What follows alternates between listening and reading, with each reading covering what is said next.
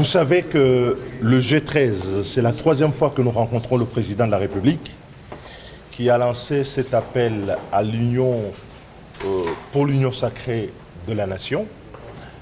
Et cet autre terme trouvé au mot consensus pour lequel nous avions lancé un appel le 11 juillet dernier face à la crise que connaît notre pays et à l'impératif qu'il y a à avoir un consensus sur les réformes majeures de la nation.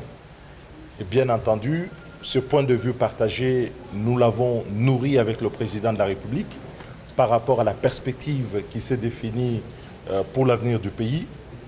Et nous avons dit, en ce qui nous concerne, que cette union pour la nation sacrée n'est pas un camp politique.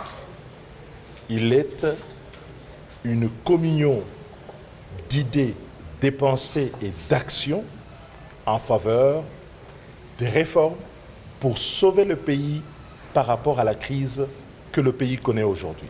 Bien entendu, le président de la République, qui est le garant de l'unité nationale et qui est le symbole de cette unité, a des initiatives qu'il va prendre à la suite de ces consultations et nous serons très attentifs aux conclusions qu'il en tirera et de l'effet que cela pourrait avoir sur l'avenir de notre pays. Mais nous considérons à cette étape que cette initiative est une initiative salvatrice que tout le monde devrait soutenir pour sauver la nation et le pays. Vous êtes pour ou contre le maintien de la coalition CACH-FCC?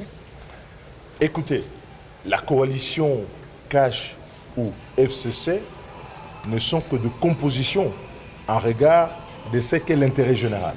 Aujourd'hui, l'intérêt général commande, comme nous l'avions dit dans notre appel, qu'un consensus fort au-delà des camps partisans puisse être trouvé pour faire les réformes électorales, pour s'occuper de la situation sécuritaire du pays, pour contrer la détérioration de la situation économique et des finances publiques et redresser la nation. Et face à ces enjeux et aux attentes de la population, il n'y a pas d'autre choix que de rassembler l'ensemble de forces de la nation, d'aller au-delà pour voir le pays, rien que le pays. Oh, certains sont absents parce qu'ils ont d'autres occupations, mais rassurez-vous, le G13 est au complet avec l'ensemble des membres que vous connaissez.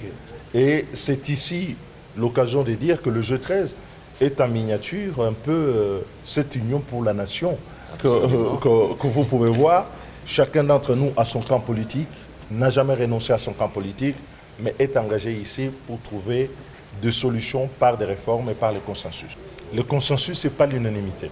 Le consensus, c'est la tendance majoritaire et essentielle, c'est la tendance dans l'opinion du pays et il faut que les politiques que nous sommes puissions à un moment donné intégrer que ce pays n'est pas un bien qui nous a été vendu par notre peuple. Ce pays appartient au peuple et appartient à l'opinion nationale, appartient à nous tous et que face aux problèmes, il faut engager toutes les énergies pour trouver des solutions. Nous avons eu une bonne séance de travail avec le président de la République et nous avions été honnêtes vis-à-vis de lui et vis-à-vis de nos propres consciences pour dire que bon, la crise qui est maintenant là a de responsabilités partagées, que ce soit du côté du CACH ou du FCC. Il faut trouver maintenant des solutions et il est le garant de la nation.